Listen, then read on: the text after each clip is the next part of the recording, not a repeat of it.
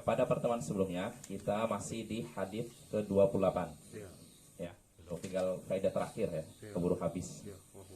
Ya, hadisnya hadis ke-28, hadis Muawiyah bahwasanya Rasulullah SAW bersabda, la tazalu ta'ifatun min ummati qa'imatan bi amrillah la yadurruhum man khadalahum wala man khalafahum hatta ya'tiya amrullahi wa hum zahirun 'alan nas. Senantiasa ada sekelompok dari umatku yang menegakkan perintah Allah, tidak membahayakan mereka orang yang berusaha menelantarkan mereka, orang yang berusaha membahayakan mereka, dan tidak juga membahayakan mereka orang yang berusaha menyelisih mereka, sampai datang perintah Allah dalam keadaan mereka unggul atas manusia. Kata Syekh, wafihi, dalam sabda dalam hadis ini terdapat kandungan anna ashaba hadhihi ta'ifati hum adran nasi bil bid'ah ilman wa ab'aduhum anha amalan wa ashadduhum minha hadaran wa tahdhiran liluzumihim lis-sunnah. Bahwasanya orang-orang yang ada dalam kelompok ini, kelompok apa maksudnya?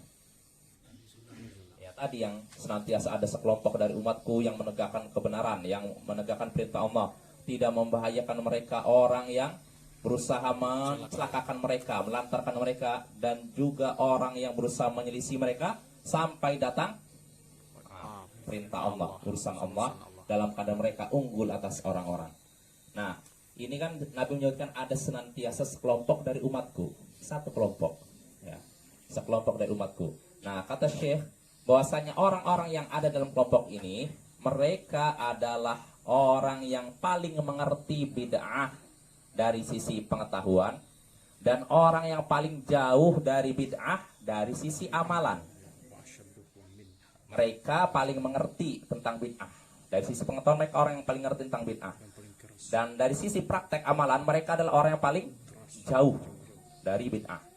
Ini, jadi Bapak-bapak, kalau kita mau termasuk orang yang diuji oleh Nabi dalam hadis tadi, maka hendaknya kita orang yang paling mengerti tentang bid'ah dan paling jauh dari bid'ah, dan wa asyadduhum minha hadaron wa tahdhiran, dan mereka juga adalah orang yang paling berhati-hati mewaspadai bid'ah, dan orang yang paling bersemangat dalam mentahdzir, memperingatkan umat dari bid'ah.